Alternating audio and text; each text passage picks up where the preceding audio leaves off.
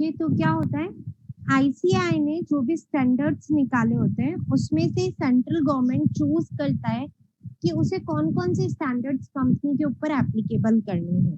ठीक है, तो नॉर्मली सेंट्रल गवर्नमेंट ये काम किसके रिकमेंडेशन से करता है, एक कमेटी बनाई हुई है NFRA, national financial reporting authority, उनके साथ में बैठ करके वो ऑडिटिंग स्टैंडर्ड्स नोटिफाई करते हैं कि कंपनी को कौन कौन से ऑडिटिंग स्टैंडर्ड्स फॉलो करने हैं, कंपनी के लिए कौन कौन से ऑडिटिंग स्टैंडर्ड्स ऑडिटर को फॉलो करने हैं। ठीक है, तो 99% ये सेम ही होते हैं जो आईसीएआई ने इशू किया है, वो सारे ही वो बोल देते हैं कि आपको क्या करना है, ऑडिटर्स को कंप्लाई करने हैं। कुछ लाइक रिसेंटली अमेंडेड होते हैं, जैसे मान लो आईसीएआई ने जस्ट एक इशू किया न्यू स्टैंडर्ड, अब जब तक ये रिकमेंडेशन नहीं होगा एनएफआरए से मिलकर के, सेंट्रल गवर्नमेंट ने कोई प्रॉपर नोटिफिकेशन नहीं निकाला, तब तक ऑडिटर्स के ऊपर रिस्पॉन्सिबिलिटी नहीं आती कि वो ऑडिट करते टाइम इस पर्टिकुलर स्टैंडर्ड को फॉलो करे। ठीक है, क्यों? क्योंकि सेंट्रल गवर्नमेंट ने अभी तक उसे प्रेस्क्राइब नहीं किया है। तो ये सारी चीजें सबसेक्शन 10 के अंदर लिखी हुई है, एग्जाम पर्पज से बिल्कुल भी इम्पोर्टेंट नहीं है। सिर्फ इतना सा याद रख लो कि आईसीएआई क्या करता है, स्टैंडर्ड्स इशू करता है, देन सेंट्रल गवर्नमेंट एनएफआरए के साथ में मिलकर के उसे क्या करते हैं, नोटिफाई करते हैं कि ऑडिट करते टाइम पे कौन कौन से ऑडिट स्टैंडर्ड्स आपको फॉलो करने हैं। Clear subsection 10? और ये जनरल या स्पेशल ऑर्डर पास करके किया जाता है। तो सबसेक्शन 11 इज बिल्कुल इररिलेवेंट है हमारे लिए, तो बिल्कुल भी एग्जाम पर्पस से 9, 10 और 11 हमारे लिए बिल्कुल भी इम्पोर्टेंट नहीं है। ठीक है, अब मैं आती हूँ सबसेक्शन 12 पे, जो कि मोस्ट इम्पोर्टेंट है आप लोगों के एग्जाम पर्पस से। Subsection 12, this is related to fraud, है ना, कि अगर ऑडिटर को कोई फ्रॉड मिलता है कंपनी के अंदर, तो ना फ्रॉड मिल रहा है तो उस फ्रॉड के रेस्पेक्ट में ऑडिटर का क्या ड्यूटी है। ठीक है, सबसेक्शन 12 किसके साथ में डील कर रहा है, duty of auditor regarding fraud. अगर उसे ड्यूरिंग ऑडिट करते टाइम पे कोई भी फ्रॉड मिलता है, तो ना उसका क्या ड्यूटी है, उस फ्रॉड के रिगार्डिंग उसे क्या स्टेप्स लेने हैं, ये सारे स्टेप्स हमें लिखे हुए सबसेक्शन 12 के अंदर। ठीक है, तो पहले मैं इसे आपको आपकी नोटबुक से पढ़ा रही हूँ।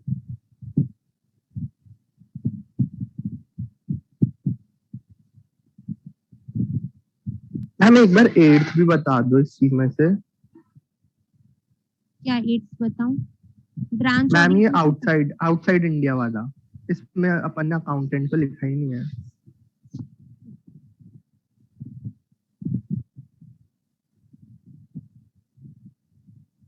यहाँ पे any other person qualified to be an auditor लिखा है मैंने, क्योंकि वर्ड वही चार्टर्ड अकाउंटेंट याद रखना है हमें, और ये लैंग्वेज लिख दी अकाउंटेंट। Okay okay ma'am.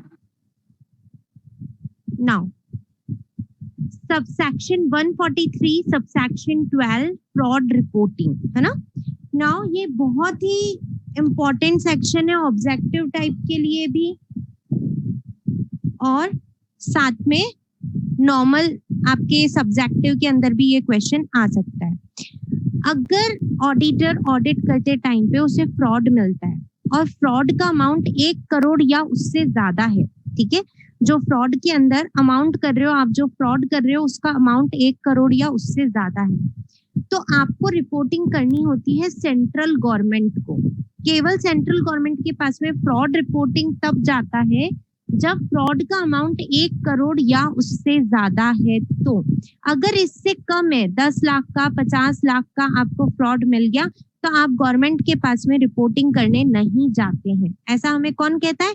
ऐसा हमें सेक्शन 143 सबसेक्शन 12 कहता है। तो ये सेक्शन हमें कह रहा है कि अगर फ्रॉड का अमाउंट 1 करोड़ या उससे ज्यादा है, तो सबसे पहले जिस दिन आपको फ्रॉड मिला है उसके 2 दिन के अंदर अंदर आपको रिपोर्ट करना है किसको? ऑडिट कमेटी या बोर्ड को। अगर आपकी कंपनी में ऑडिट कमेटी है तो आप रिपोर्ट करेंगे ऑडिट कमेटी को, अगर ऑडिट कमेटी नहीं है तो आप किसके पास जाएंगे? बोर्ड ऑफ डायरेक्टर्स के पास में जाएंगे। कितने दिन के अंदर अंदर आपको ये रिपोर्टिंग करनी है? 2 दिन के अंदर अंदर आपको ये रिपोर्टिंग करनी है, ठीक है। नाउ ऑडिट कमेटी या बोर्ड को 45 दिन के अंदर अंदर, ऑडिट कमेटी या बोर्ड, अगर मैंने ऑडिट कमेटी को रिपोर्ट किया तो ऑडिट कमेटी करेगी रिप्लाई, बोर्ड को रिपोर्ट किया तो बोर्ड करेगा रिप्लाई। 45 डेज के अंदर अंदर, ठीक है, विद इन 45 डेज उन्हें क्या करना है? कमेंट करना है कि भाई ये फ्रॉड हुआ हमारे बिजनेस में, तो क्या हमें ऑलरेडी इसका आइडिया था, क्या हमने इसके रिगार्डिंग कोई स्टेप्स ले रखे हैं क्या, ठीक है। इस टाइप से जो भी उनको सूटेबल लगता है वो कमेंट उन्हें किसको करना है? ऑडिटर को ये कमेंट करना है रिगार्डिंग फ्रॉड। कितने दिन के अंदर अंदर? With in 45 days. अब क्योंकि फ्रॉड का अमाउंट 1 करोड़ से ज्यादा है तो हम किसके पास में जाएंगे? हम जाएंगे सेंट्रल गवर्नमेंट के पास में, ठीक है। तो सेंट्रल गवर्नमेंट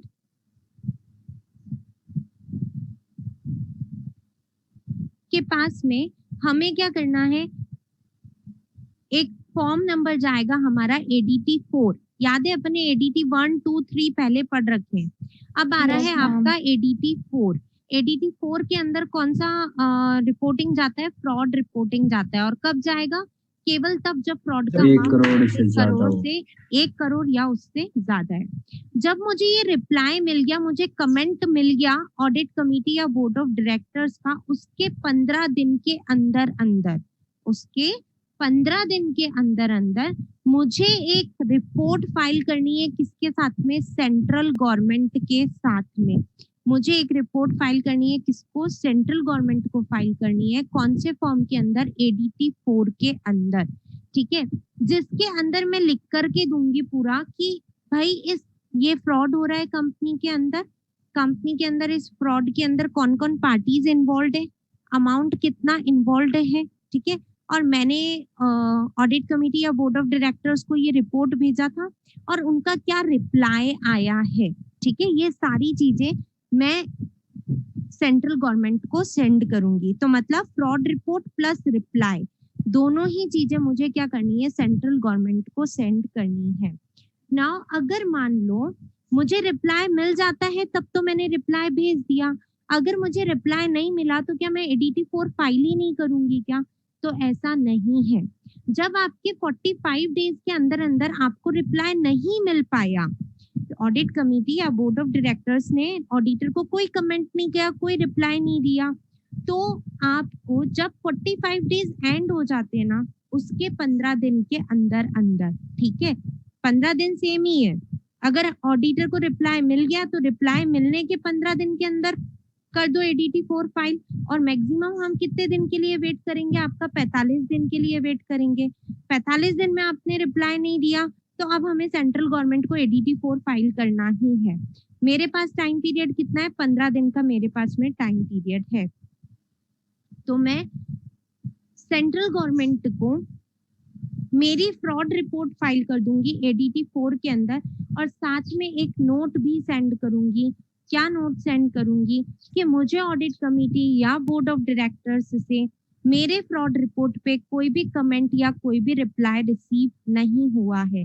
ये फैक्ट मैं सेंट्रल गवर्नमेंट को बता दूंगी। क्लियर? समझ में आया क्या प्रोसेस होता है? Yes ma'am. अच्छा, सबसे फर्स्ट क्वेश्चन मेरा, सेंट्रल गवर्नमेंट को कब फ्रॉड रिपोर्टिंग होती है? 1 करोड़ से 1 करोड़ से 1 करोड़ से ज्यादा ज्यादा है। 1 करोड़ या उससे ज्यादा है। रिपोर्टिंग करता कौन है? ऑडिटर। ऑडिटर। कौन से फॉर्म में करता है? ADT 4। ADT 4 में। कितने टाइम पीरियड है उसके लिए कि सेंट्रल गवर्नमेंट को उसे रिपोर्टिंग करना है? 3 days of receipt of the reply। From reply या फिर रिप्लाई आएगा जब। देखिए, मैं अगर ऑब्जेक्टिव टाइप में ऐसा क्वेश्चन आ जाता है, ऑब्जेक्टिव टाइप में अगर ऐसा क्वेश्चन आ जाता है कि सेंट्रल गवर्नमेंट को ऑडिटर को फ्रॉड रिपोर्टिंग कितने दिन में करनी है, तो उनका आंसर डेज लिखे हुए रहेंगे ऑब्जेक्टिव्स में। 15 डेज, 45 डेज, 60 डेज, 2 डेज, है ना? तो उसका आंसर है 60 डेज के अंदर, क्योंकि 45 डेज के अंदर वो हमें कमेंट करेंगे। ये जो 2 दिन है ना, ये 2 दिन इस 45 के अंदर इंक्लूडेड ही है। केवल ऑडिट कमेटी को नेट 43 डेज मिले हैं। नेट ऑडिट कमेटी को कितने दिन मिले? 43 डेज ही मिले हैं। ठीक है, तो टोटल 45 डेज तो ये हो गए, 45 प्लस 15 दिन, 15 दिन के अंदर अंदर आपको एडीटी फॉर फाइल ही करना है। तो मैक्सिमम टाइम पीरियड ऑडिटर के पास कितना है कि जब से उसको फ्रॉड नोटिस हुआ है उसके कितने दिन के अंदर अंदर उसे सेंट्रल गवर्नमेंट को report, that is 60 days. 60 days. है ना? Most important objective question for exam purpose. 60 दिन के हमें अंदर 60 डेज तो वहीं से होंगे ना, रिसीट ऑफ रिप्लाई से? नहीं, 60 डेज फ्रॉम की ऑडिट रिपोर्ट, सॉरी, फ्रॉड कब मिला आपको? उस दिन से 60 दिन के अंदर अंदर आपको सेंट्रल गवर्नमेंट को करना है। जिस दिन रिप्लाई मिला उसकी तो 15 दिन है ना?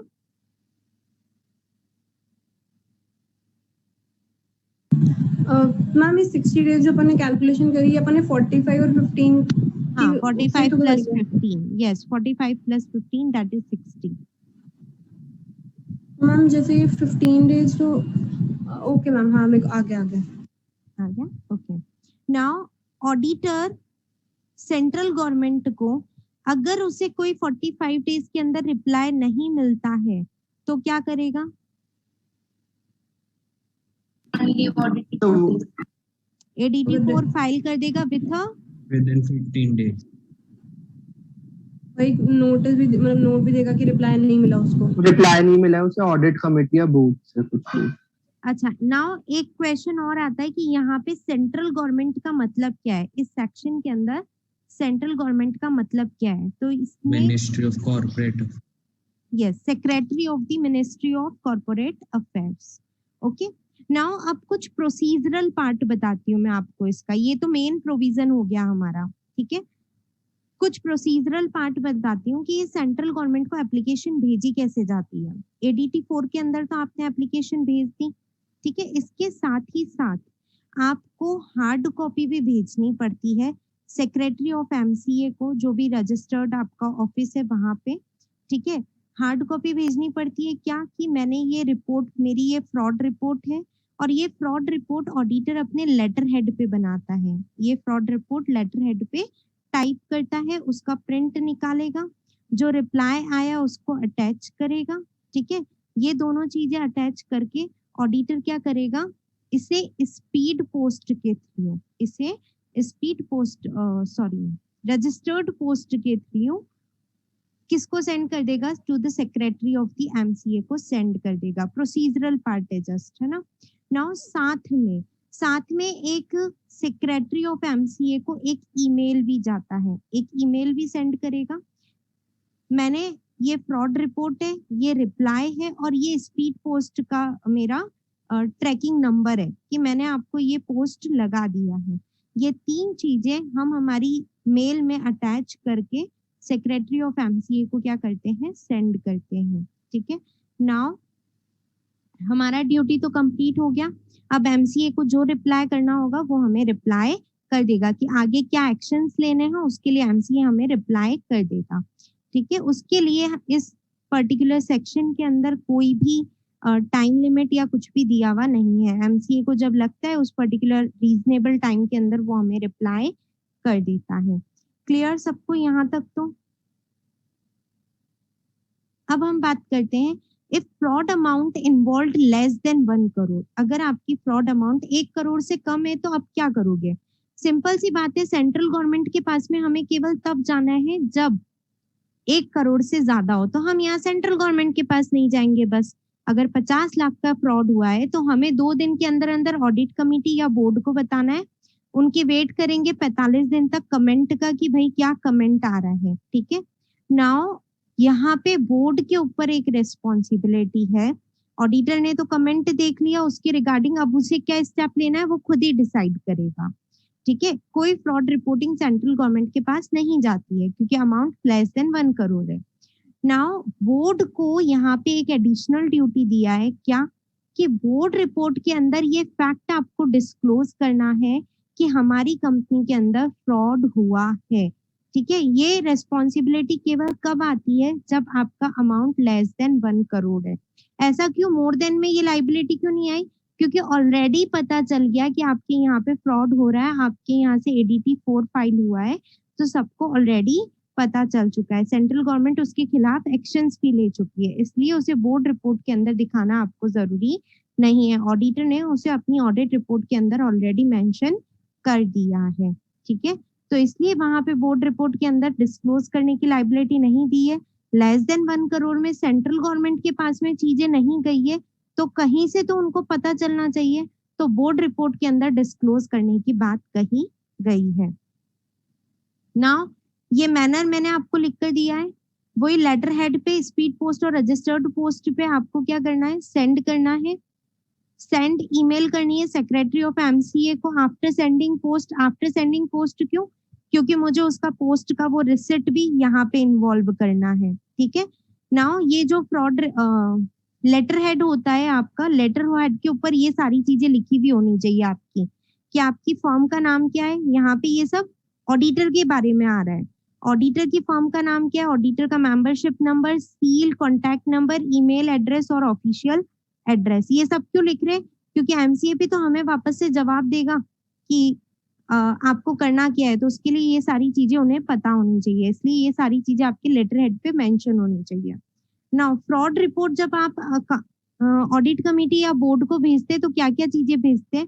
फ्रॉड हुआ क्या, कितनी अमाउंट का हुआ, कौन कौन बंदा इन्वॉल्व था, ये 3 चीजें आप ऑडिट कमेटी या बोर्ड को लिख करके भेजते हैं। और जब आप बोर्ड रिपोर्ट के अंदर डिस्क्रिप्शन देना है आपको, कब देते हैं हम बोर्ड रिपोर्ट के अंदर डिस्क्रिप्शन?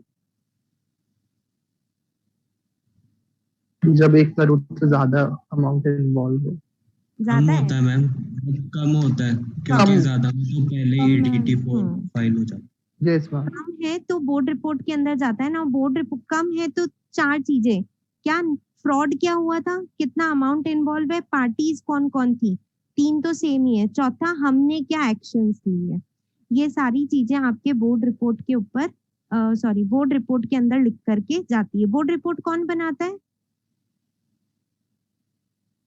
डायरेक्टर्स। डायरेक्टर्स, है ना। ना ये सेक्शन 143 जो भी हमने पढ़ा है अभी अभी, ये सेक्शन 143 कॉस्ट ऑडिटर पे भी एप्लीकेबल होता है और सेक्रेटरियल ऑडिटर पे भी एप्लीकेबल होता है।